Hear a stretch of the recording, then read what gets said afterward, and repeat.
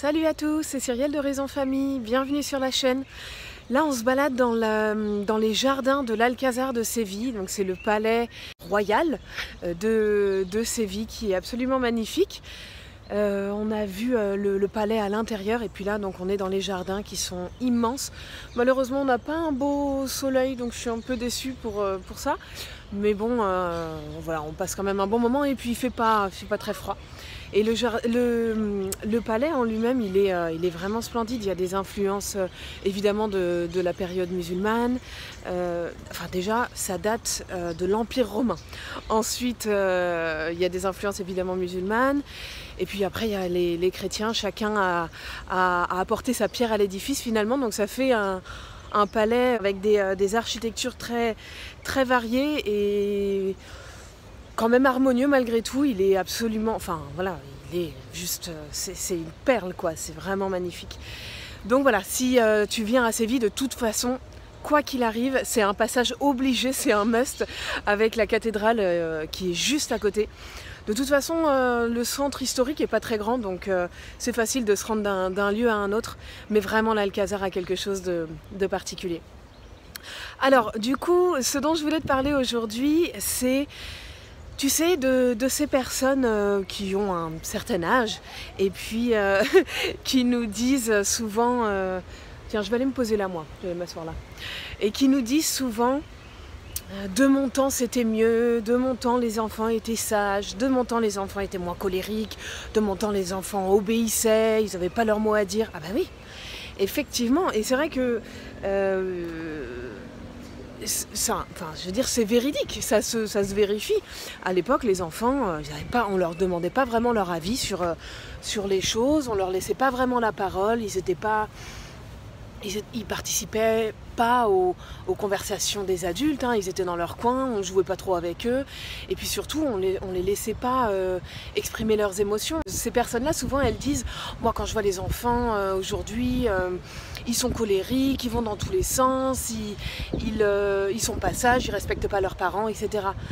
Ben, en fait le truc c'est que moi, enfin bon, évidemment ces personnes-là, je vais pas leur rentrer dedans entre guillemets, bon, voilà, chacun après réagit à sa manière, mais moi ça m'intéresse pas forcément de me justifier ou d'essayer de les contredire et puis de les convaincre surtout, parce que bah, voilà, ces personnes ont un certain âge et puis voilà, ça se comprend quoi, hein. Chacun a ses principes selon aussi sa génération, mais ce que je dirais c'est que moi j'ai mon explication en fait à l'intérieur de moi, même si je leur dis pas.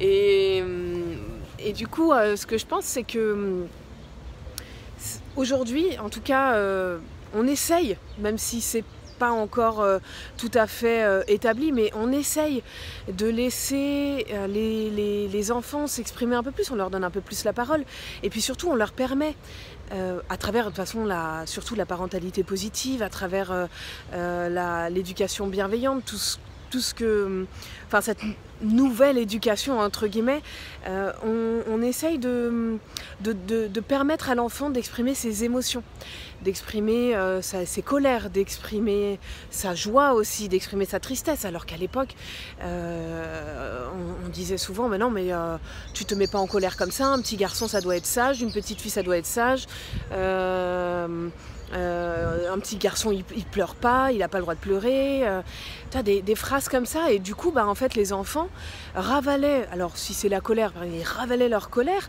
mais ça ne veut pas dire qu'ils n'avaient pas de colère en eux, ils avaient forcément de la colère à exprimer, je veux dire c'est humain, tout le monde a des moments de colère, tout le monde fait face à ses émotions, voilà, tristesse, colère, joie, peur, etc. Sauf que quand on t'autorise pas à les vivre, à les ressentir et à les comprendre, bah, tu refoules tout ça, tu vois, tu ravales à l'intérieur, mais elle est toujours là, hein, l'émotion, c'est juste qu'elle est étouffée. Et du coup, voilà, enfin bon, moi évidemment, je suis complètement à l'opposé de ça, parce que je prône plutôt le respect des émotions de l'enfant et puis justement lui permettre de connaître ses émotions, de les reconnaître, de les comprendre pour pouvoir mieux se connaître lui-même et du coup mieux s'accepter parce que les émotions elles font partie de nous, même les plus négatives elles font partie de nous et si tu les acceptes, si on les accepte et si on apprend à notre enfant à les accepter, eh ben, c'est de cette manière qu'on apprend à s'accepter soi-même et qu'on apprend à s'aimer aussi soi-même. Et on sait à quel point c'est important de s'aimer soi-même pour ensuite pouvoir aimer les autres, se tourner vers les autres, etc. Donc voilà, bon, pour résumer, moi je m'inscris vraiment à l'inverse de ce qui pouvait se faire à l'époque. De ce qui peut aussi malheureusement se faire encore maintenant, c'est quand même monnaie courante que de nier les émotions de nos enfants en leur disant mais non ne sois pas triste ou inutile de te mettre en colère ou quand il est un peu trop heureux et qu'il fait qu'il fait trop de bruit, eh ben, on lui dit de se taire. Enfin bon, voilà, moi je viens en opposition par rapport à ça parce que bon, à l'époque, je mets ça sur le dos, je dirais, de l'ignorance. À l'époque, il y avait quand même beaucoup de méconnaissances sur les enfants, sur la psychologie de l'enfant. Mais aujourd'hui, on ne peut pas s'inscrire là-dedans. Enfin, il y a des études, les neurosciences nous prouvent quand même, des études scientifiques, quoi. Hein, les neurosciences nous prouvent quand même qu'il faut absolument accepter les émotions, les connaître, les comprendre, etc. Et des auteurs comme des pédiatres comme Catherine Guéguin, le docteur Catherine Guéguin, nous, à travers ses bouquins, et puis elle fait aussi des conférences, etc. Elle vient quand même nous donner plein d'informations sur les conséquences négatives des violences ordinaires, de la négation des émotions, etc. Donc voilà, aujourd'hui, on ne peut pas dire bah je savais pas. Voilà. À l'époque c'était possible, aujourd'hui ça m'embête un peu quand j'entends ça, quoi.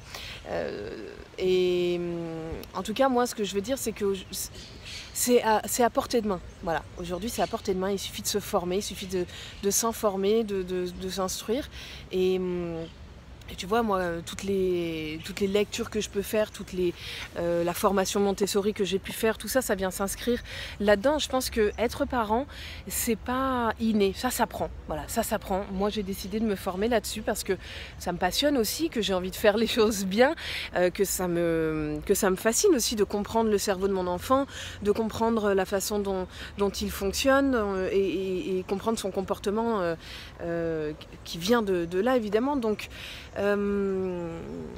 voilà, évidemment, il y a des choses qui viennent naturellement quand on est parent, et puis il y en a d'autres, on peut pas les sortir de notre chapeau, toutes les connaissances que j'ai, en tout cas moi, aujourd'hui, sur l'éducation, sur les neurosciences, etc. Je les ai pas pondues de nulle part, je les ai apprises, je me suis formée, etc. Donc voilà, aujourd'hui c'est possible, il suffit de s'informer, de se former, et puis voilà, on ne pourra plus dire je savais pas. Voilà, bon, c'est un peu ça que je voulais partager dans cette vidéo avec toi. Bon voilà, donc nous on termine notre visite des jardins du Palais Royal et sur ce, je te donne rendez-vous très vite pour une nouvelle vidéo sur la chaîne Horizon Famille. Ciao!